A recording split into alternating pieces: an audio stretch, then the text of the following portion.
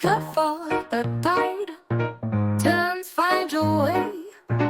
Before the tide Okay, so coming to the point, before the tide turn for you, that day when they told you this company is going somewhere and you need to take the wheels, how was that moment for you? So, first of all, it gives me goosebumps when I think about that moment. So, my life has been a series of coincidences, and there are lots of things in my life which I don't think I always planned, but it kind of happened, and I believe in taking life as it comes, and with a lot of bias for action that I think as a person that I am. I think that moment was very. I was not prepared for that moment at all, and I did not have a slightest of idea that I'll be given that role, and it was a large role with no financial or technical background that was appropriate for that situation that we were handling. So I think I'm very grateful to my promoters, Shetty and family, to believe in me and maybe have confidence in me in that situation that maybe I could do something. And I think my first word would be gratitude. Second, a lot of anxiety in terms of really not knowing what is on the anvil. And I think third was a hope and believe that if somebody trusts me to do something, let me give it my best. I may not know the outcome, but go for it in a very positive and a steadfast way is what I think I would have thought at that point of time. But yes, I was very nervous. I was really not sure what's going to happen. So that's how it is. What did it teach you about leadership? Yeah, I think so. First of all, I think I have been very lucky to have a wonderful set of peers and team members and seniors and mentors who kind of we worked with in the setup. So I had a senior colleague who was my co-CEO at that point of time, Colonel Ashutosh Kale, and Mayuresh Kore was a CFO, and Siddhanshu and Shivaji. These are some of the people who were very instrumental in putting this ship together. So I think as a part of leadership tenet, I think first is to be very forthright in terms of saying that what do you know and what you don't know. I think I never had even the slightest of hesitation to tell someone what I didn't know. So I could very easily say that okay, I don't know this, and let's work on collective wisdom. I think the word collective wisdom really stuck with me for a long time, and till today we practice it. So we said that we have to be like a jigsaw. We have to get the puzzle right, and all pieces have their own role. No piece is more important than the other, and it's about being candid, straight upfront to say that it's not about who's bigger and who's smaller and who's what, but it's about solving the problem at hand, and that's the most paramount and most important thing to do. I think sometimes I realize that simplest suggestions were the most impactful suggestions in the most complex situations. So I think that was one. Secondly, I think we had very simple and a very straightforward way of working. We added lots of humor in the entire setup. That comes naturally with me. I don't have to really try. So it was very important to keep the moment light. Another thing was to keep people busy at a time when there are clouds of negativity.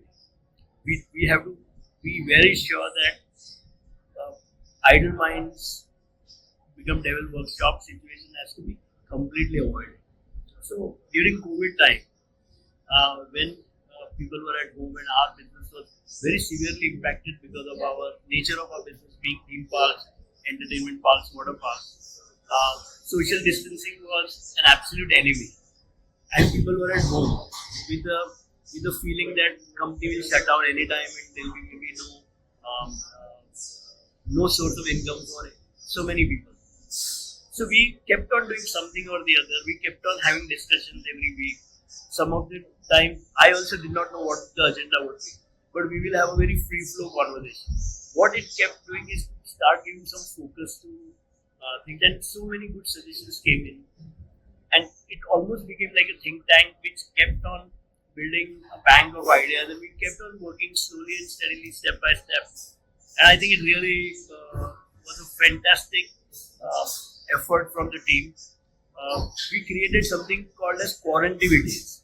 So during quarantine, what will you do at home, for example? How will you cook? So a chef from our company will come and talk about cooking. Somebody who was good at illustrations gave a session for children on how to illustrate characters or how to illustrate something. So what we knew, we thought let's connect it back and make a conversation, keep things going on.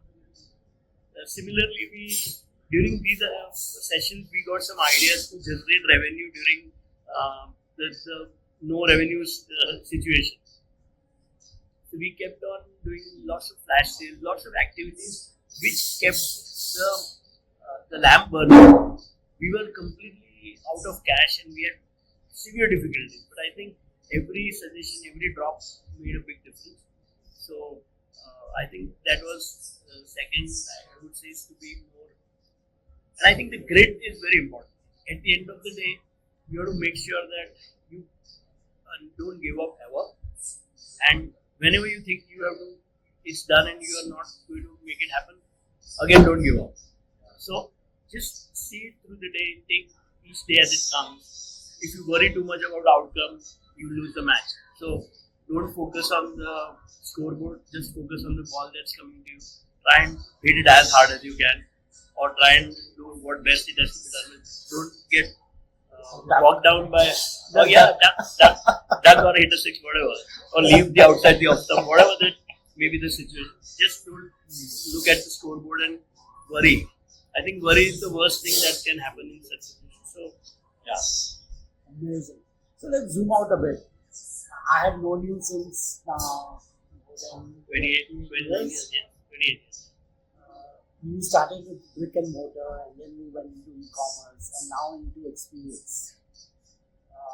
What is the running thread across all these different formats and ways of doing business, connecting with customers? That is what you cherish the most.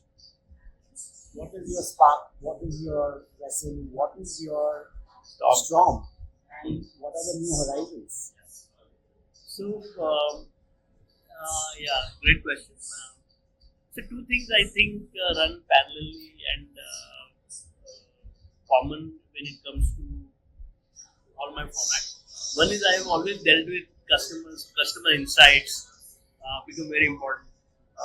Smallest of changes that you do or smallest of ideas that we have to implement has to be keeping in mind the customer. And fortunately, the businesses that we have been in, our laboratories for customer experiences or insights are with quick outcomes. So if you have to test something and if you think of an idea and if you implement, very quickly customers will tell you where you are going and whether you are even remotely in that range. So I think that You're all ears to your yes, customer. yeah, I think keeping a close tab of what's happening, being observant and making sure that. So very often we used to see in retail stores, when you are walking through the aisle, and suddenly some fixture is coming in your way, and you see people keep going on bumping into each other. But if you don't make that change, that's a bad customer service, a bad experience. So every smallest of things. Similarly in parks. When you see certain areas to be worked upon, how quickly you move and build upon the smallest of insights. I give a very different example, but what customers will tell you something may not be in a straight sentence, but by their actions, by their gestures, by their acceptance of idea or rejection, it all tells you something. So you have to constantly keep listening to your frontline team who are interacting more. Second being, I think it's about design. A lot is about design and how much we focus on implementing, and first before implementing, designing it right. Whether it is designing your format, whether it is designing the right experience in terms of attractions or apparel or concepts, or the looks that you create. So I think it's very important that you blend the good design into a good customer experience.